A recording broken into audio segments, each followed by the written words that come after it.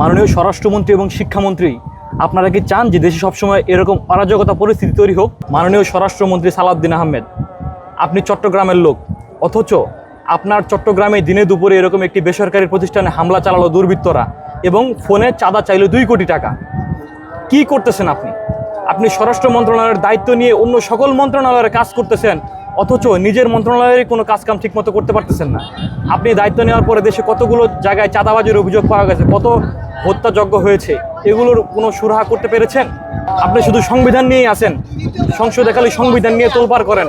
সংবিধানে কি বলা আছে যে বেসরকারি প্রতিষ্ঠানে যে হামলা করে 2 কোটি টাকা চাঁদা চাওয়া, এটা সংবিধানে হ্যাবোধক? আর মাননীয় শিক্ষামন্ত্রী, আপনার তো কোনো কথাই নাই।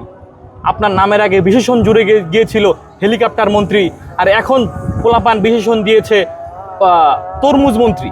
আল্লাহ মাফ করুক, তবে মানুষ বলে, আমি কিন্তু বলি না, মানুষ বলে উনি হেলিকপ্টার মন্ত্রী, কিন্তু এখন আবার অনেকে ওনাকে ট্রলও করছে বিভিন্ন বিষয় নিয়ে।